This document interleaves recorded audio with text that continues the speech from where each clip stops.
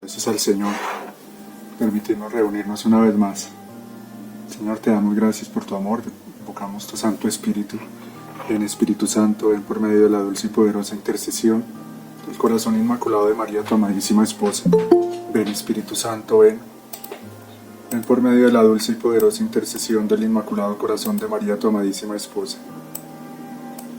Ven Espíritu Santo, ven. Ven por medio de la dulce y poderosa intercesión del inmaculado corazón de María, tu amadísima esposa. Nos entregamos a ti, te pedimos, Señor, encierra nuestro corazón, nuestros actos en ti. Glorifícate, Señor, en nuestra pequeñez, en nuestra pobreza, en nuestra debilidad. Ayúdanos a reconocer quién eres tú y quiénes somos nosotros. Asístenos, Señor, para que en cada momento podamos hacer lo que tú quieres, podamos darte lo que tú esperas de cada uno de nosotros, podamos sumergirnos cada vez más en el mar de tu voluntad. En este jueves eucarístico te saludamos en todos los sagrarios, en todos los templos, en todas las eucaristías, en todas aquellas hostias consagradas donde tú estás vivo, donde continúas tu dolorosa pasión por amor a nosotros. Enséñanos, Señor, a vivir en ti de una manera cada vez más consciente y más activa en tu querer divino. Pido, Señor, por estos hijos, por estas hijas tuyas, por estos pequeños que tú llamas cada día, acompañarnos a través de esta misión a vivir en tu santa voluntad. Pedimos, Señor, que te glorifiques en ellos, en mí, en cada uno de nosotros, para que se cumpla ese tu perfecto y santo querer que es tan bueno, tan grande, tan divino. Madre Santísima, te ofrecemos el fruto de esta meditación que vamos a hacer en este momento, en esta noche, podamos comprender en profundidad estos temas, estas verdades divinas que el Señor nos enseña, nos recuerda o nos profundiza, que podamos dejarnos iluminar cada vez más por sus palabras, que son de vida eterna. Santos ángeles de Dios, bendigan nuestros hogares, cúbranos con la preciosa sangre de Jesús y transformen todos nuestros actos en luz y en amor, especialmente por el pronto triunfo de la Iglesia sobre todos sus enemigos y por el bien de todas las almas, por la santificación de todas las almas, especialmente de los sacerdotes y de todos los consagrados a Jesús por María. Pedimos, Señor, que quites todos los obstáculos que hay dentro y fuera de nosotros que se oponen al cumplimiento de tu voluntad, a la venida de tu reino, y con el fuego de tu amor consumas, desbarates, destruyas los planes de tus enemigos, el demonio, que te burles de todos aquellos que en este tiempo se burlan de ti, de tu iglesia, de tus hijos. Te reparamos, Señor, por tanta perfidia, por tanta iniquidad, por tanta mentira, por tanta manipulación. Te reparamos por esta herejía, por esta apostasía, por tantas herejías, por toda esta falsa iglesia que vienen construyendo dentro de la tuya, burlándose de ti mismo y de nosotros. Pedimos que pronto venga tu reino, Señor, y que pronto vengan esos días dichosos en que la iglesia resurja en su pleno triunfo. Amén. Bueno, y vamos a ver un tema que tiene que ver pues con el segundo fiat, que es la redención. Un tema que es como donde juega un papel muy importante el misterio de la encarnación, entender por qué o para qué el Señor se quiso encarnar, se quiso hacer hombre. Seguramente ustedes ya han escuchado esa frase, el Hijo de Dios se hizo hombre para hacer al hombre Dios. El Señor se hizo hombre para divinizar al hombre, vino a rescatarnos, no solo, como he dicho varias veces, a sacarnos del hueco del pecado y de la condenación, sino a restaurar al hombre devolviéndole esa semejanza perdida. Como eso es lo que el Señor más desea, no solo que el hombre no se pierda, no solo que las almas no se condenen, sino que quiere mucho más. Es como en la parábola del hijo pródigo, es como que el padre solo hubiera abrazado al hijo y lo hubiera recibido en su casa y ya. No, él lo reivindicó y lo puso como en un estado mejor de lo que estaba antes de irse. o sea, antes de, digamos, de hacer su voluntad humana. Entonces lo mismo Dios con cada uno de nosotros quisiera eso, quisiera devolvernos y restaurarnos a un estado como el de Adán en el paraíso. Y en el cielo aún puede ser mayor, una gloria mayor que la que tenía Adán en el paraíso. Pero eso ha costado mucho, le ha costado mucho al Señor.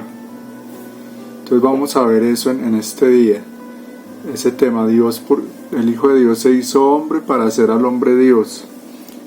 Bueno, aquí viene esta imagen que ya hemos meditado, que resume muchas cosas y en la que podríamos seguir añadiendo más. Por eso hoy vamos a concentrarnos aquí en este segundo fiat, la redención, que viene el reino de la gracia, el Nuevo Testamento, la acción de Jesucristo, el Verbo. Entonces aquí nuestro Señor en el volumen 2 nos dice: el hombre vivía encadenado, esclavo del demonio, condenado a la muerte eterna, sin esperanza de poder resurgir a la vida eterna. Condenado a la muerte eterna, todo estaba perdido y su suerte estaba en ruinas. Viendo que estos hijos no pueden absolutamente satisfacer a la divinidad, aun a costa de cualquier sacrificio, pues son muy inferiores a ella, ¿qué cosa hace esta madre piadosa? Ve que no hay otro medio para salvar a estos hijos que dar la propia vida para salvarla de ellos, y tomar sobre sí sus penas y miserias, y hacer todo lo que ellos debían hacer por ellos mismos. Y ahí, cuando habla de esa madre, está hablando de la divina voluntad, es decir, de Dios mismo. Precisamente ayer un sacerdote me recordaba esa frase, creo que la dijo, bueno, algún papa santo.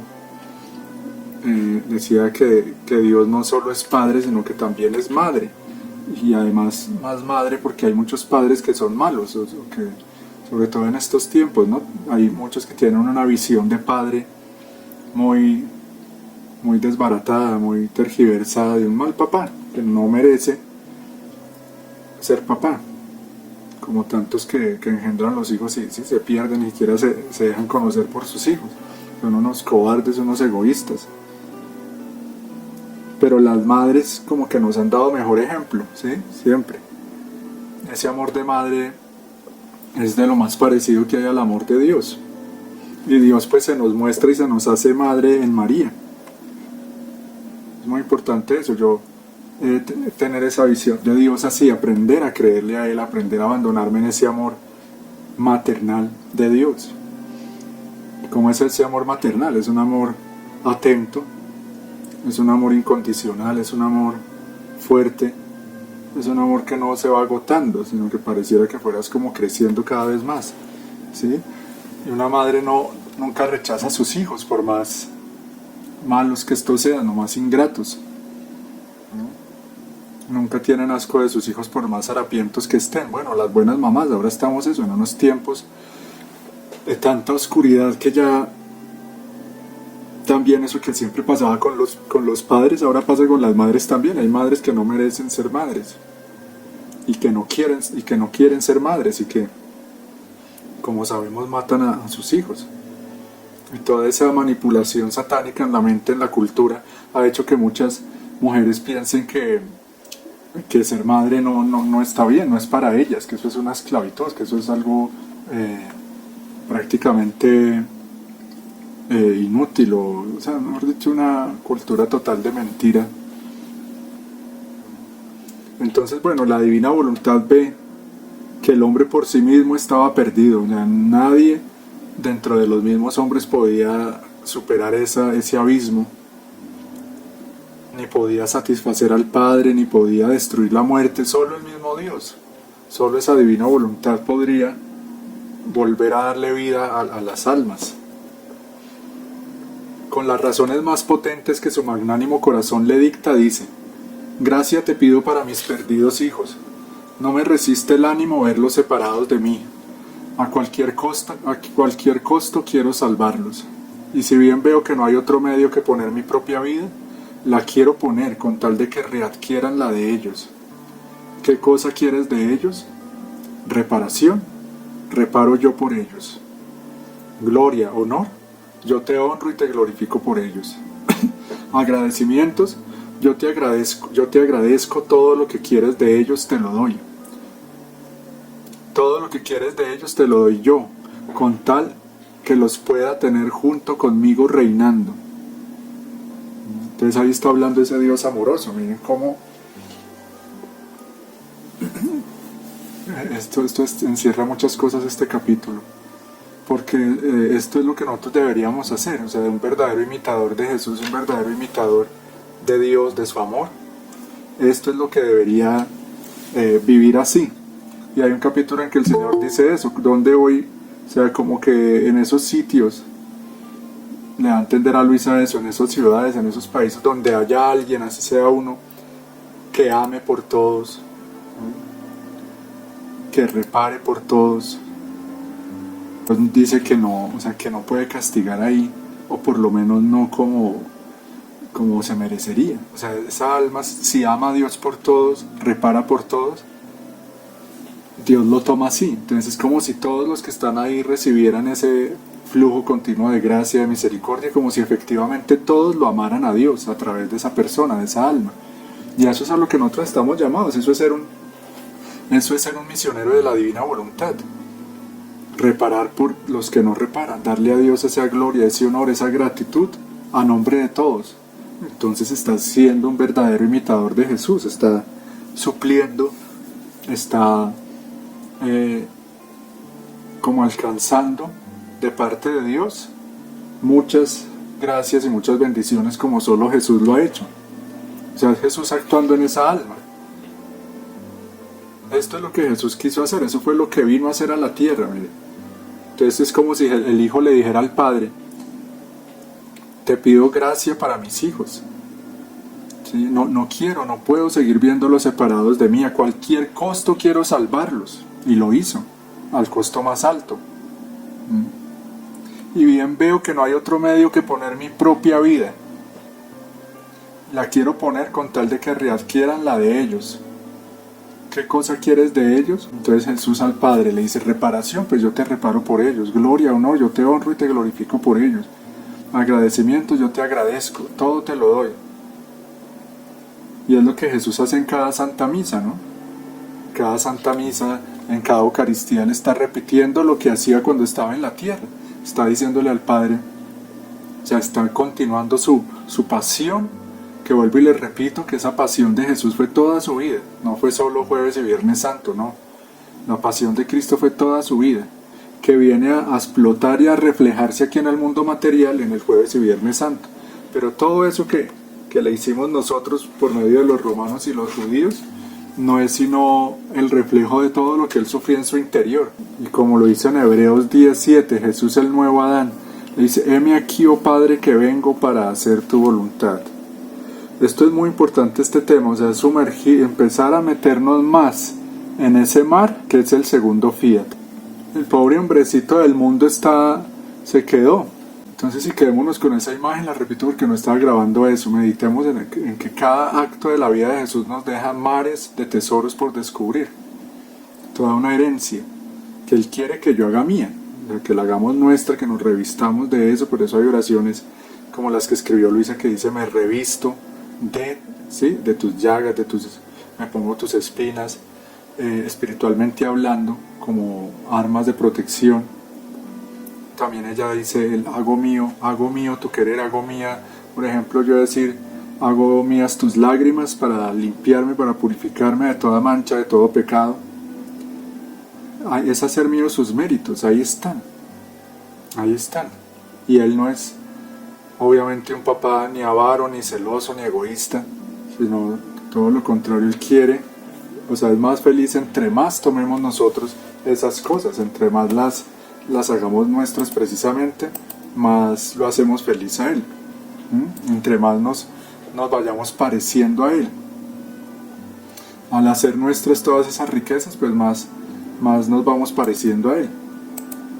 Eso es lo que Él quiere, que vivamos como hijos y volvamos a ser ese pequeño Dios que vive inmerso en ese te amo en ese te amo continuo de Dios.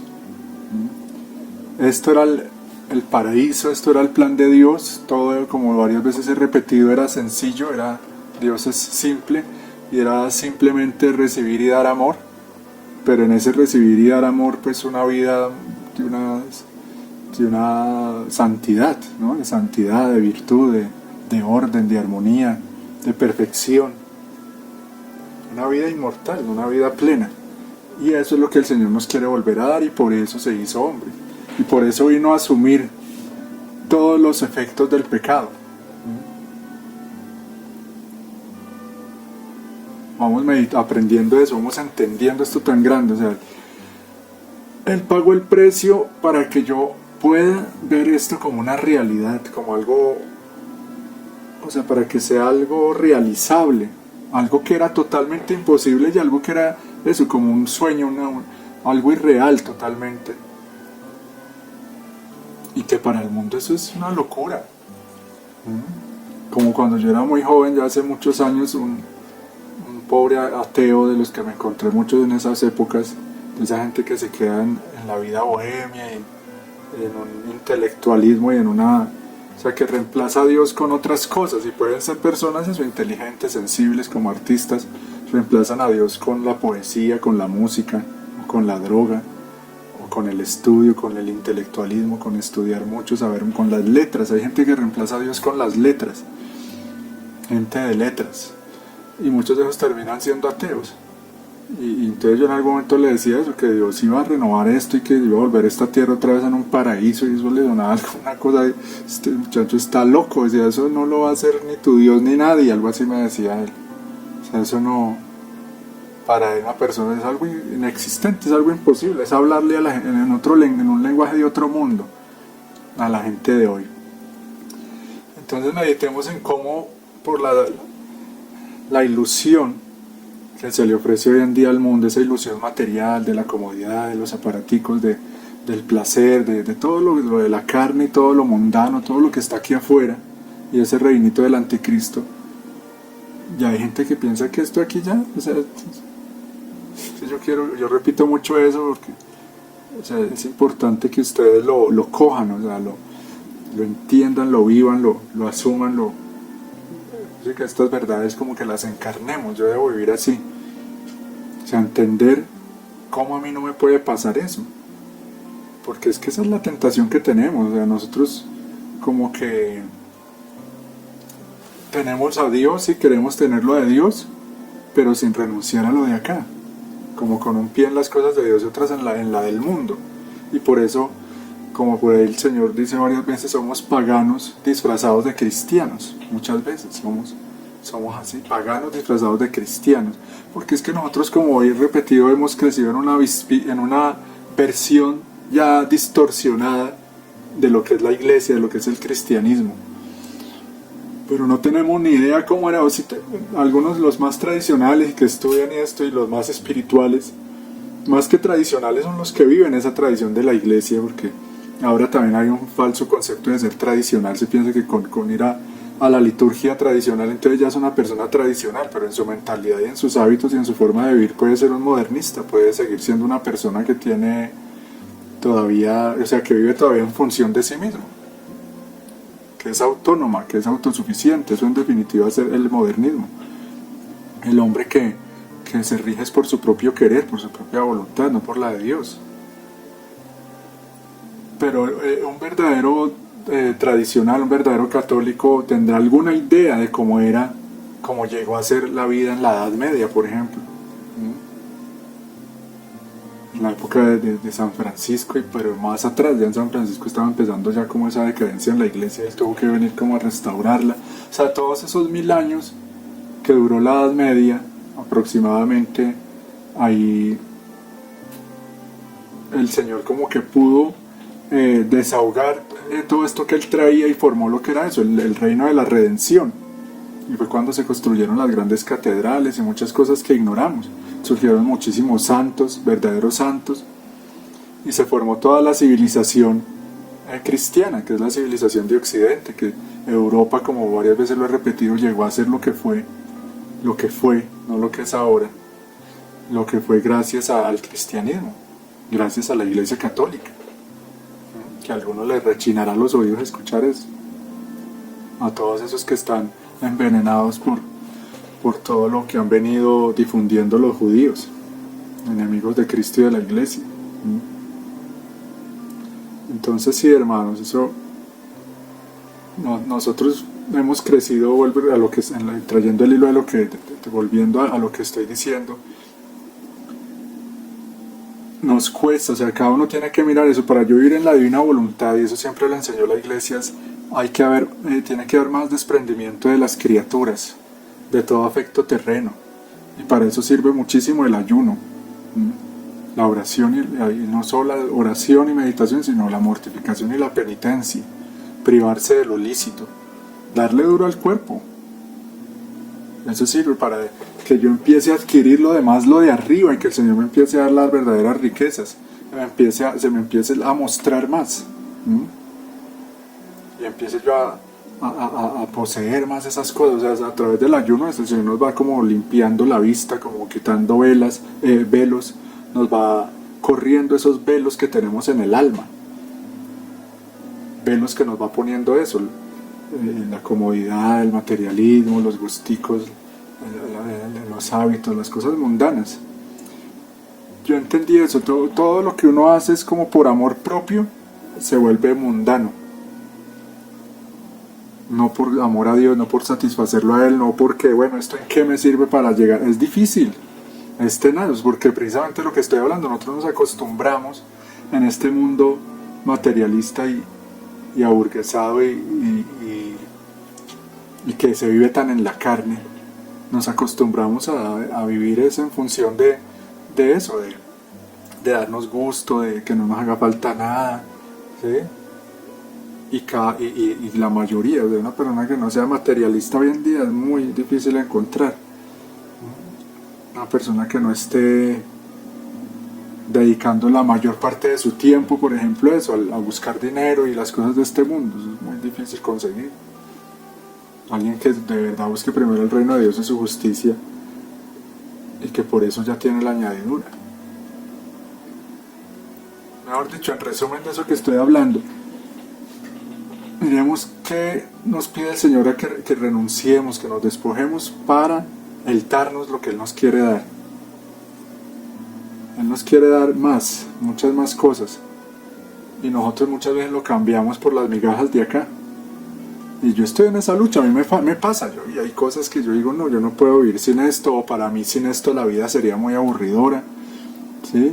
Idolitos que uno tiene, por ejemplo, escuchar música, o por ejemplo, alguien puede decir como un padre, precisamente que promueve mucho el ayuno, que es tan santo él, tan santico ese padre, que la debilidad de él era el chocolate. Ojalá mi debilidad fuera eso, algo tan inocente. Ese era su idolito, digámoslo así, o su apego, le gustaba mucho el chocolate. Pero algo tenemos, ver televisión, las redes sociales, el aparatico, no sé, alguna cosa.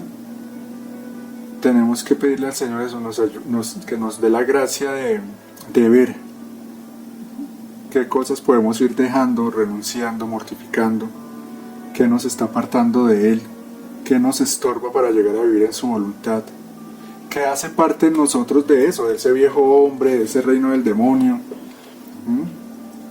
Ustedes son muy santas y muy santos también, pero en este mundo hay gente que está muy perdida con unos vicios y caen en unas cosas terribles, como veíamos en la película de Eduardo Verástegui, de los niños y esto. Ahí se puede dar uno cuenta de eso. El mundo de la droga, el mundo de la pornografía, la prostitución, de las guerrillas, el mundo de tantas cosas, del homosexualismo, todo eso son submundos, ¿sí? Los quieren disfrazar de... O sea, miren lo tenaz, o sea, el hombre está tan sumergido en lo de acá y piensa ya no en ese reino, que es la verdad, la verdadera realidad, esa luz, todo lo de adentro, lo espiritual y lo sobrenatural y lo divino, que en ese sumergirse cada vez más en lo de acá, está muy mal, o sea, está cada vez peor, cada vez cayendo en cosas más bajas, más viles. Y no nos podemos dejar engañar, hermano. O sea, qué tristeza cuando, por ejemplo, los jóvenes ahora muchos se dejan manipular de esa manera y ya se les ha metido la idea de que algo que es como peor que el estiércol, o sea, que es una cosa podrida, se las han disfrazado de que es como si fuera un postre, ¿sí? Que el Señor en algún capítulo habla de eso y ya saben a qué me refiero, ¿no? Con todo esto de la ideología de género. Hay un capítulo en que él dice eso, que ustedes tienen un tumor, están enfermos con un tumor que contiene un pus asqueroso, un veneno, y en vez de querer sanarse de eso, quieren esparcirlo por el mundo entero y pegarle a todos eso, esa enfermedad, porque eso es una enfermedad. Esas desviaciones en ese sentido son una enfermedad psicológica, y ahora a fuerza de ideología, a fuerza de mentiras repetidas, ya disfrazan eso, algo muy malo, de algo muy bueno. O sea, miremos en qué mundo estamos. Y lo tenaz es eso, anulando todo esto que el Señor ha hecho para cada uno, ¿no? Porque en el universo obviamente no lo pueden anular por más que el diablo quisiera. Nadie puede apagar la luz de Cristo, los frutos de su sangre preciosa, de sus llagas.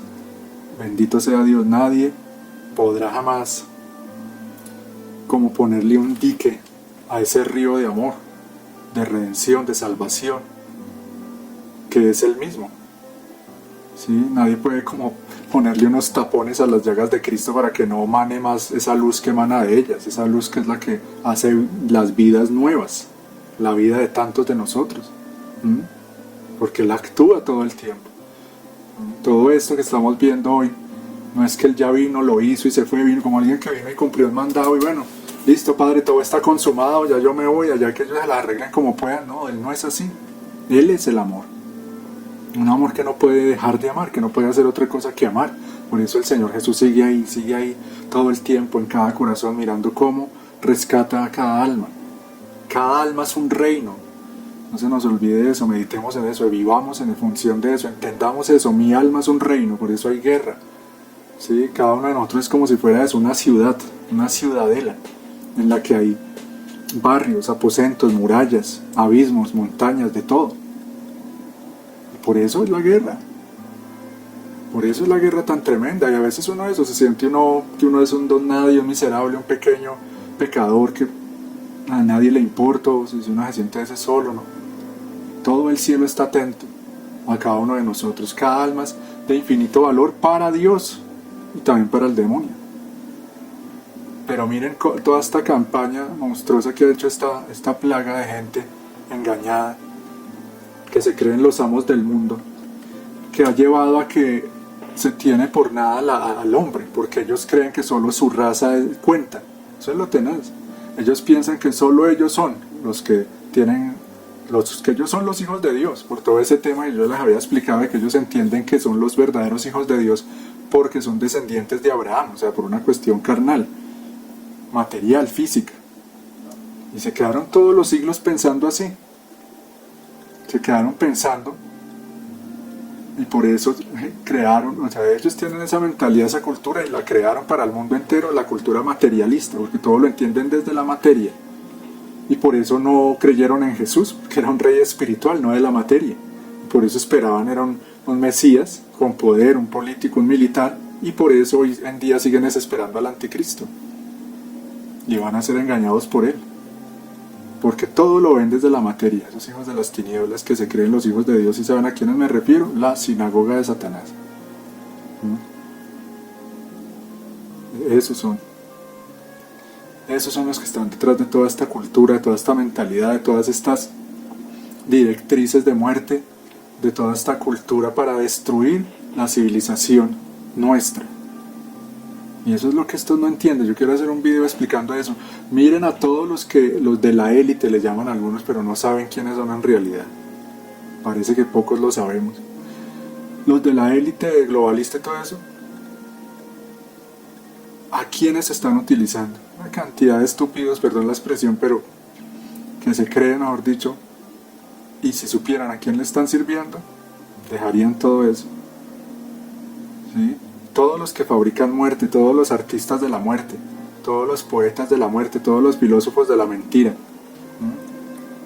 todos esos que hacen productos que denigran al ser humano, que rebajan a la mujer, todos esos politicuchos con ideas comunistas, todos esos son utilizados por esta gente para destruir la iglesia, para destruir al hombre.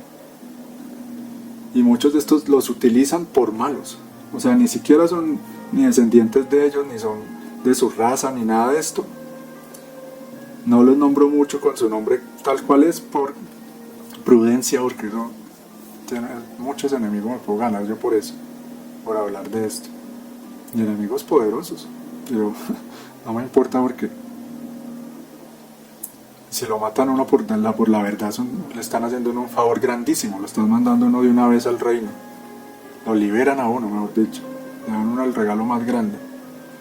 Pero sí, utilizan gente que uno ve, yo he escuchado por ahí en documentales y cosas, hay gente que escala en todo ese plan globalista y que son parte de ese cuerpo místico del anticristo, Ave María Purísima, por puro malos.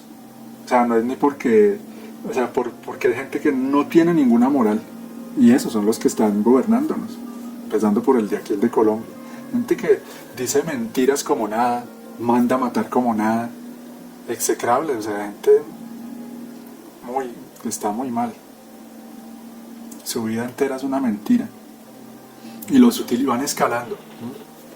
Por ahí hay una señora, incluso es negrita también, y va escalando y prácticamente es la mujer más poderosa en Estados Unidos.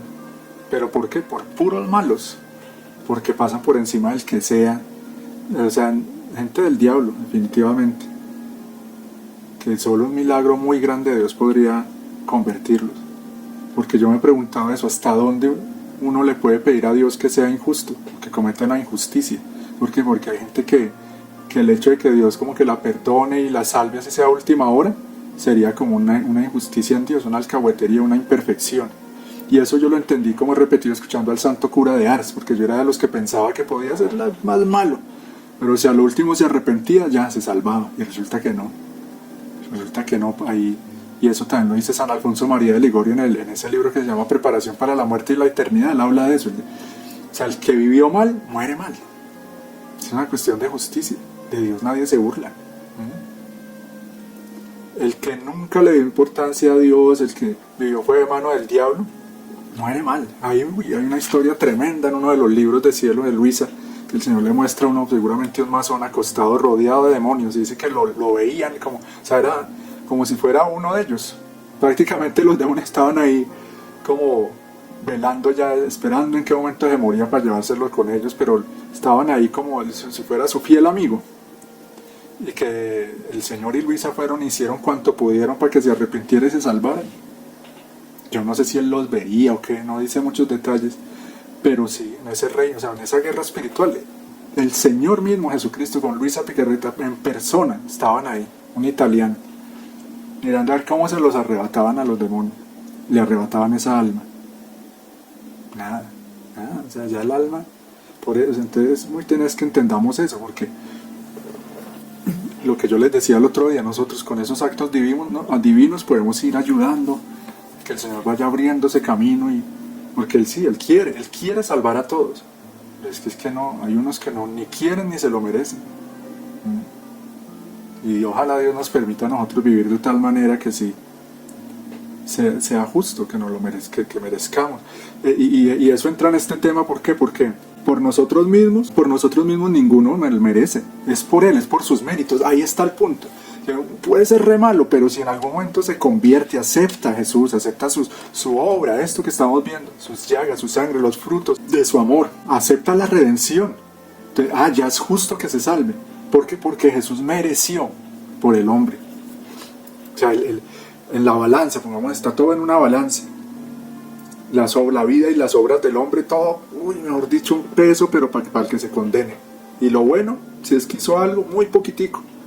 Pero por los méritos de Cristo, ¿sí? Equilibra y hace que pese más el bien, para que entendamos con ese ejemplo. Por eso dice que es el abogado. A la vez que es el juez, es el abogado en ese juicio final. es por Jesús, por sus méritos, que es justo que a pesar de lo malos que hemos sido, algunos más o menos, que nos podamos salvar. Por eso uno le ofreces a Él, al Padre en Cristo, se ora en Cristo, se le ofrece en la misa, se ofreces a Cristo. Él se ofrece por nosotros. Eso es vivir en la divina voluntad, entrar en Cristo para que el Padre me vea en Él, recoja mis actos en Él y yo me funda en Él de tal manera que mi vida se vuelva la misma de Él. Amén. No es uno por uno mismo, solo en Él. Por eso en la misa dice, por Cristo, con Él y en Él. O sea, el Padre no va a mirar nada, no acepta nada, no le llega nada que no venga en Cristo, para que entendamos. Por eso todas esas falsas religiones satánicas, unas como rebote, todo eso del hinduismo, del budismo, del chamanismo, de la nueva era, porque con solo pensar es como que se revuelcan las serpientes ahí en esas doctrinas. Es apestoso para el alma todo eso de esas falsas religiones y las quieren equiparar con la única verdadera. Rebajar la verdad al nivel de la mentira. Tremendo esto, escuchen, la divinidad quería vida por cada vida de criatura y vida por cada muerte que con el pecado mortal se daba. ¿Quién podría ser tan potente sobre mí para darme tantas muertes sino mi divinidad? ¿Quién habría tenido la fuerza, el amor, la constancia de verme morir tantas veces sino mi divinidad? Así que desde el seno materno mi divinidad tomó el empeño de sacrificador amoroso, pero precisamente por amoroso más exigente e inflexible. Delante a la pasión que me dio la divinidad, la pasión que me dieron las criaturas, miren lo que les decía ahora, el último día de mis días no fue otra cosa que sombra o imagen de lo que me hizo sufrir mi divinidad en el curso de toda mi vida. Por eso amo tanto a las almas. Son vidas que me cuestan, son penas inconcebibles a mente creada. Por eso entra dentro de mi divinidad y mira y toca con la mano lo que sufrí. Volumen 12 para que lo meditemos. Todo ese capítulo completo búsquenlo, de volumen 12, 4 de febrero de 1919. Porque como les explicaba acá, se toman pequeños textos, pero son capítulos enteros en que hay mucha luz. Tremendo esto, o sea, el Señor sufrió a manos de la misma divinidad penas que no caben en la mente humana. No las podemos imaginar. No las podemos imaginar, o sea, algo impresionante. Y desde que era un bebecito en el seno de la Virgen, como nos muestra aquí esta imagen, un bebé coronado de espinas, ya con las llagas, con el corazón traspasado en su alma, así espiritualmente, místicamente hablando.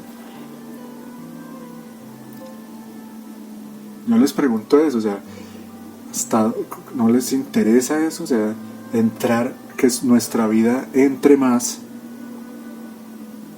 en esa atmósfera de lo sobrenatural, de lo divino, que era donde se desenvolvía toda la vida de la Virgen, de Luisa Picarreta, del mismo Jesús.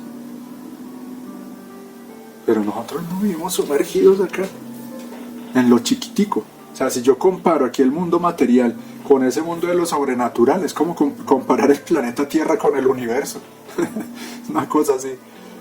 Es como comparar un punto con la Tierra. Así como comparar la Tierra con el universo y comparar un átomo con el planeta Tierra. Y ahí es que estamos llamados a vivir, hermanitos, en la divinidad, en lo inmenso, en lo divino, adentro, en el alma. Vuelvo y les repito, en el cuerpo somos chiquiticos, limitados, atrapados en el tiempo y en el espacio. En el alma no. En el alma no. Más vida interior. Necesitamos eso, más vida, despertar. El vivir en la carne nos tiene dormidos, llenos de velos, de apegos, de infestaciones del demonio aún sin darnos cuenta. Aún sin darnos cuenta hay varios por ahí que caminan, no poseídos del diablo, no digo imposeídos, pero sí con infestaciones. Que eso se manifiesta con cosas, ¿sí? Cosas, con todas esas debilidades que cada uno tiene. El volumen 14 nos dice, hija mía, nos dice el Señor, dice, yo creé a la criatura bella, noble, de origen eterno y divino, plena de felicidad y digna de mí. El pecado la derribó de esta altura y la hizo caer hasta el fondo. Mi redención rescató a la criatura de la culpa y mi humanidad no hizo otra cosa que como una tierna madre con su recién nacido, que no pudiendo tomar otro alimento para dar la vida a su bebé, se abre el seno, pone a su pecho a su niño y de su sangre convertida en leche le suministra el alimento para darle vida, que es la figura del pelícano, ¿no? Ustedes han visto que en varios sagrarios o en ciertas tallas de madera en ciertos templos católicos se pinta el pelícano. O sea, ese pelícano es figura de Cristo. Para los que no lo saben es porque ese animalito, cuando no tiene que darle de comer a sus crías, con el pico se rasga, o sea, se picotea el pecho y del pecho empieza a salir sangre para que los animalitos se chupen la sangre de ella. Por eso es una figura de Cristo, que es lo que nos está diciendo acá, tal cual. Miren mi humanidad, o sea, en su cuerpo, ese Cristo humano, ese Cristo hombre, ese Cristo que estuvo acá en el tiempo, dice, no hizo otra cosa que como una tierna madre con su recién nacido, que no pudiendo tomar otro alimento, o sea, así como que no tienen otro alimento para darle, o es el que él necesita, lo único que lo puede salvar de que no muera, se abre su seno. Por eso Cristo, mire, tiene el corazón rasgado, abierto, manando sangre. Y yo, para las que no lo han hecho, las almas que no lo han hecho, les invito a hacer eso, ese acto. Yo lo he hecho muchas veces y sí, se hace, en la divina voluntad del Señor lo hace. Cuando tengan un crucifijo, puede ser una pintura o un Cristo llagado, acérquense a la llaga del costado y bésenla con fe y como si chuparan, como si bebieran de ahí y verán lo que sienten. Es una comunión espiritual. Yo siento exactamente lo mismo que cuando comulgo, cuando hago eso. Siento exactamente lo mismo que cuando voy y comulgo en la misa. Y según la fe, el fervor y la intención con que se haga puede ser aún mayor. Y eso, no es cuestión de sentimiento, es cuestión de los efectos, de esa gracia. Ahí está manando. Y eso es lo que Él quiere. El Señor quiere eso, que nosotros bebamos de su costado. ¿Qué emana de ahí? Vida divina, pureza, amor, santidad. Por eso, con razón la Iglesia dice, feliz culpa, porque por la culpa vino la redención y mi humanidad no solo los alimentó con su sangre, no solo los vistió con su misma persona y los adornó con su misma belleza, sino que mis tetillas están siempre llenas para alimentar a mis hijos. ¿Cuál no será la condena de aquellos que no quieren pegarse a ellas para recibir la vida y crecer, y para ser cubiertos en su deformidad? Tremendo, o sea, el hombre se ha vuelto deforme, nos hemos deformado por el pecado, y el Señor se dejó deformar para devolvernos la belleza, como dicen las horas de la pasión. O sea, y en los libros de cielo es impresionante como explicarle eso. O sea, me dejé arrancar la carne a pedazos, me dejé eso, desfigurar, deformar, destruir, convertir como en un mostrico, porque así, también en un capítulo dice eso, el Señor dice, ¿quieres saber cuál es la imagen, la verdadera imagen del hombre que comete pecado? Eso, Jesús flagelado, cuando Pilato lo muestra ya ex homo. O sea, el alma nuestra llena de llagas, de debilidad, de podredumbre, ante quien se vuelve el rostro, o sea, que se desprecia, como que, uy, no, yo no quiero ver eso, así. Me imagino a Dios cuando estamos nosotros en pecado mortal, uy, quiere volver el rostro hacia otro lado, porque apestamos cuando estamos en pecado. Pero pues su misericordia lo lleva a no rechazarnos ni aún así, esperando a que vayamos al sacramento de la confesión a limpiarnos, a dejarnos restaurar por Él. Por eso Él dice, es como que Jesús nos dice, toma sobre ti mis bienes, y yo tomo, es como si Él nos dijera eso, yo he tomado sobre mí tus males para darte mis bienes. Entonces eso, toma mis bienes y yo tomo tus males. Eso es lo que Él hizo, y lo que hace todo el tiempo. Y entendamos esto, hermanitos y hermanitas, que tratemos de entender, todo esto está vivo, o sea, está en tiempo presente. Cuando hablamos de todo esto, estamos hablando de algo que está sucediendo. Y eso solo se entiende cuando el alma tiene vida interior, cuando medita, no solo cuando se quedan palabras. ¿Cómo nos ayuda todo esto de la divina voluntad a conocer más a Dios? Díganme ustedes si no, conocer más al Señor Jesucristo. Y eso es la vida eterna, es lo más importante. Por eso el Señor dice, o sea, si supieran, dejarían todo a un lado por esto, se concentrarían en esto, harían competencia entre ustedes, a ver quién vive más, quién conoce más, quién sabe más. O sea, en ese sentido, sí, no humano, una competencia ahí como en la soberbia humana, sino en el amor, en la verdad. Y una competencia de pronto eso, invisible a los ojos humanos, pero si entre nosotros compitamos a ver quién va a amar más a Jesús, esa debería ser nuestra competencia. ¿Y quién lo va a amar? ¿Quién ganaría en esa competencia? Compitamos en quién va a amar más a Cristo entre nosotros, hermano.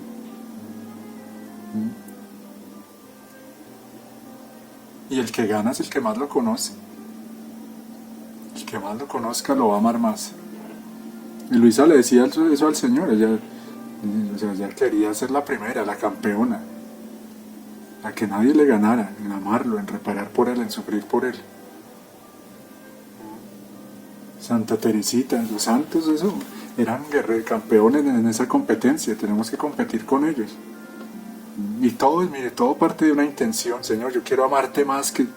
Y en la divina voluntad es como que todo está ahí para nosotros, entonces yo puedo tomar incluso eso, el amor, como esos carismas, esos méritos y esas vidas mismas de esos santos están ahí también. Se hagan de cuenta que como todo entra en Cristo, todo lo santo, lo de la iglesia, ahí hay un mar entero de méritos, de riquezas, de virtudes que se nos quieren comunicar, pero que no se nos pueden dar si no queremos, si no estamos en sintonía, si no estamos en armonía con ellos, obviamente. No se nos van a poder comunicar todas esas riquezas, todos esos dones. No se nos van a poder dar así ellos quieran. No se nos van a poder comunicar, porque lo desperdiciaríamos. Y por la voluntad humana, como no nos pueden ellos dar lo de ellos, mire cómo estamos, cómo está el hombre, cómo están las almas. Parece que hiciéramos competencias en a ver cuál está, o en el mundo, ¿no? En el mundo parece que compitieran en saber cuál ofende más a Dios, no cuál lo ama más. Cuál se inventa más nuevas cosas, nuevas. Todo, y como dice el Señor en su palabra, el amor al dinero causa tantos males. En eso meditaba estos días, tal cosa, por la plata se la inventaron, tal otro invento, tal otra cosa. Y ahora sí que hay una competencia en eso, por eso surgen cada día nuevas drogas, nuevas mafias, ¿no? Por ejemplo, mira, por el amor al dinero, esto de algo tan monstruoso como robarse niños, o sea, no pensar uno en hacer infeliz, no solo a ese niño, volviéndolo un esclavo en una vida monstruosa, es dañarle totalmente la vida, el alma, convertirlo como en un pequeño mostrico prácticamente, pudiendo ser un santo, sino dañar y destruir la vida de su familia, porque ¿quién puede vivir en paz sabiendo que un hijo está por allá en manos de quién sabe quién y pasándole quién sabe qué cosas? Algo horrible, horrible, horrible. Se le tiran la vida a la gente por la plata, o sea, una ceguera horrible, demoníaca, y tantas cosas. Cada día se inventan esas nuevas armas, nuevas aplicaciones, nuevos videojuegos, nuevas cosas, todo que va infectando al hombre por el negocio, por la añadidura. Hija mía, todo lo que dice en el volumen 19, todo lo que hizo mi mamá y todo lo que hice yo en la redención, su finalidad primaria era que mi fiat reinase sobre la tierra. No sería ni decoroso, ni verdadero amor, ni gran magnanimidad, ni mucho menos obrar como aquel Dios que era, si viniendo al mundo debiera y quisiera dar a las criaturas la cosa más pequeña, como eran los medios para salvarse, y no la cosa más grande, como era mi voluntad, que contiene no solo los remedios, sino todos los bienes posibles que hay en el cielo y en la tierra, y no solo la salvación y la santidad, sino aquella santidad que la eleva a la misma santidad de su Creador. Impresionante esas palabras, por eso a mí me da entro como en crisis por eso, porque tengo personas, eso, como con las que tengo contacto, y sacerdotes, y gente que es de comunidades muy, sí, como tradicionales, que se cierran a conocer esto de la divina voluntad, ciertas cosas que han escuchado o leído y saben lo que se pierden y qué santos podrían llegar a ser. Y se quedan solo eso, en la redención. Entonces sí, es algo muy bueno, pero no es lo perfecto, no es lo pleno, no es lo que Dios quiere. Y se quedan como a mitad de camino, porque lo pleno es esto, o sea, por eso lo que tanto repite el Señor, todo lo anterior era preparación para esto, las cosas menores preparan las mayores. Miren, nos está diciendo, o sea, ¿cómo será de grande ese volver a la divina voluntad, ese don que es la divina voluntad? Que dice que en comparación a Él, la misma salvación, la misma santidad es lo pequeño. Imagínense eso. Porque entonces ya no nos está hablando de eso, de solo lo que les explica ahora, no es solo sacarnos del hueco, que no nos condenemos. No es solo ese hijo pródigo que vuelve a casa, no, es devolverlo, ¿sí? Es elevarlo, es divinizarlo, es embellecerlo, es restaurarlo. Claro, es que ese padre no está contento solo con que su hijo vuelva a casa y ya. ¿Y qué? ¿Y que se quede viviendo ahí como un extraño? No. O sea, Dios no es... O sea, en Dios es todo, o sea, Dios es plenitud, es superabundancia, es magnanimidad. O sea, Dios nos lo quiere dar todo, que todo Él mismo, transformarnos en Él. Se conformaría con muy poco Él con eso. O sea, en Dios no hay ni sombra de mediocridad, no deja las cosas a medias. O sea, si Jesús hubiera venido a eso, solo a salvarnos, ya dejó las cosas a medias. Ya nos sacó de las manos del demonio, ya no nos vamos a ir para el infierno y ya, ¿no? Quiere mucho más. Y hablando, o sea, a nivel de aquí, de la humanidad, de la historia del hombre, de la iglesia. Porque claro, todos en algún momento, cuando ya se muere el alma y llega al cielo y es santo, pues llega esto. Llega a vivir en la divina voluntad, llega a esa santidad de su Creador. Pero aquí el Señor nos habla, digamos, aquí en la vida, mientras el hombre esté aquí sin haber muerto. Quiere esto. Por eso le ha costado tantos siglos, ¿sí? Es un poco difícil de explicar eso y de entender, pero el caso es eso, o sea, el Señor quiere recibir sus frutos de la creación, incluyendo en la creación al hombre, ¿no? Cuando hablamos de la creación, ahí está el hombre, que es esa obra magna de la creación. Todo fue hecho para Él. Obviamente eso, el hombre hace parte de la creación. Entonces Dios no está satisfecho, ni se va a acabar esto hasta que Él no reciba lo que es justo de parte de esta obra, aquí, de la tierra, del hombre, de las criaturas. Bueno, y ya para ir terminando por hoy, dice, la redención podría decir que me costó poco, habrían bastado mi vida externa. Miren esto tan tenaz que dice el Señor aquí en el volumen 16, dice, la redención podría decir que me costó poco y habrían bastado mi vida externa, las penas de mi pasión, mis ejemplos, mi palabra, y la habría hecho en muy poco tiempo. Pero para formar el gran plano de la voluntad humana en la divina, para unir todas las relaciones y vínculos por ella despedazados, debí poner todo mi interior, toda mi vida oculta, todas mis penas íntimas, que son de más duración y más intensas que mis penas externas. Traten de entender, y que aún no son conocidas. Basta decir que no era el solo perdón lo que impetraba, la remisión de las culpas, el refugio, la salvación, la defensa en los graves peligros de la vida del hombre, como lo impetré en mi pasión, sino era el resurgimiento de todo el interior. Debía hacer surgir ese sol del querer eterno, que atando con fuerza raptora todo el interior del hombre, aun las más íntimas fibras, debía conducirlo al seno de mi Padre Celestial, como renacido en su eterno querer. Súper impresionante eso, o sea, para que entendamos esto en un lenguaje así sencillo, que es como mi misión, ¿no? Como tratar de aterrizar algo tan divino y como el hablar de Jesús, ponerlo a un alcance de los sencillos. Es como si Él nos dijera que Él con su cuerpo, o sea, con lo que Él hizo en esos 3 años de vida pública sobre todo, sé que es mucho más corto, por eso comienza diciendo eso. Si se tratara de eso, es como de solo salvar al hombre, aquí, digamos, del peligro de la condenación, lo que nos dice aquí, remisión de las culpas, ser defensa de los graves peligros de la vida, el refugio, ser su refugio, el perdón de los pecados. Eso lo hubiera hecho con su pasión y le hubiera tardado menos tiempo. Miren que esa pasión externa del Jesús, ¿cuánto duró? 24 horas. Las 24 horas de la pasión duró esa pasión. Aquí Él nos está diciendo que no, o sea, todo lo otro, o sea, por eso es que nosotros no podemos ver al Señor con ojos de una manera humana, ¿no? Como no se ha habituado de pronto mucha gente aún dentro de la misma iglesia. Nos quedamos viéndolo como de lejos, pero no, aquí estamos penetrando dentro de Él.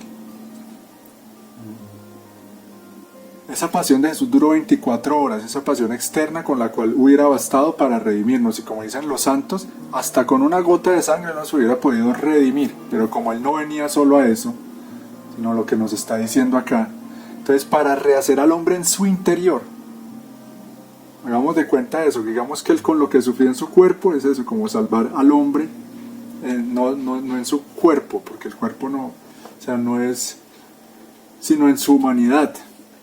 Pero Él quería algo más, y es volver, como nos lo está diciendo acá, digámoslo así, para embellecer al hombre en su alma.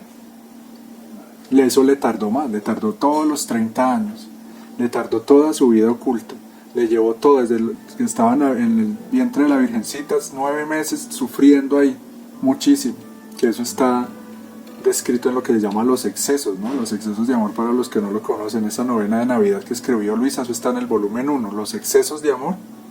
Y los pueden buscar ahí en YouTube como Excesos de Amor. Unos videos muy lindos en que habla Jesús así como un bebecito. Es impresionante esos excesos de amor, sobre todo para hacerlos en Navidad. Él sufrió eso en los excesos de amor, los 9 meses, después 30 años de vida oculta para embellecer, para restaurar al hombre en su interior, para que entendamos eso, para reordenarnos. Digamos que el hombre por el pecado estaba despedazado tanto en su cuerpo como en su alma, tanto en la dimensión temporal como hacia la eternidad, en sus vínculos hacia Dios, en esa dimensión eterna del ser humano. Estaba despedazado todo. ¿Sí entienden eso? ¿O alguien tiene alguna pregunta? Todo esto que hemos visto. Amado Jesús, te damos gracias por todo lo que tú nos has amado, lo que nos quieres dar, por esta herencia de amor tan inmensa que eres tú mismo, tus méritos, tus actos, tus palabras, tus verdades divinas. Danosle, Señor, esa virtud que tanto necesitamos de la obediencia, que podamos obedecerte, que podamos entender que tú lo que quieres es liberarnos, sanarnos, embellecernos, divinizarnos. Ayúdanos a poner lo que de nuestra parte hace falta. Sabemos que más del 90% de la obra la haces tú, pero que nosotros pongamos ese pequeño porcentaje que nos toca, con nuestra obediencia, nuestra docilidad, con renunciar a todo aquello que nos aparte de ti o que nos distraiga, que nos deforme aún el alma. Enséñanos, Señor, cómo poner esa intención divina en todo lo que hacemos, para que cada acto nuestro se transforme en un continuo te amo, te adoro, te agradezco por mí y por todos, y venga tu reino. Venga tu reino, Señor. Enséñale a estos hijos tuyos, a estas hijitas tuyas a compenetrarse cada vez más contigo.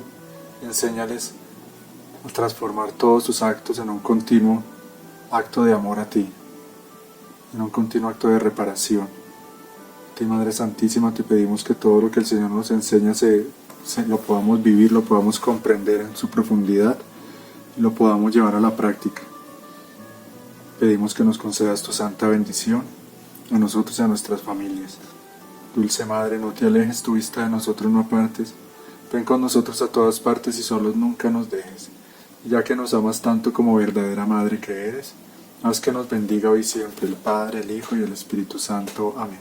Bueno, queridos hermanos, como vemos, es tan hermoso lo que el Señor nos enseña con la doctrina de la divina voluntad. Por eso, digámosle que sí, saquémosle tiempo a meditar en los libros, como yo les he dicho, la forma más eficaz, digámoslo así, de ser un verdadero misionero de la divina voluntad es con esa lectura en silencio, en soledad, en intimidad con el Señor, ojalá en el Santísimo, en un bosque o bueno, en tu altar, en tu casa, pero leamos los libros, meditémoslos y dejemos que el Señor nos hable al corazón, tratando de rumiar esas verdades, meditándolas con calma y pidiéndole a la Santísima Virgen la gracia y a San José de vivirlas, de aprovechar todo lo que el Señor quiere hacer en nosotros. De verdad que somos muy afortunados de vivir en estos tiempos donde, siendo tiempos de tanta oscuridad, el Señor está derramando la más grande lo más grande de su luz. Dios los bendiga.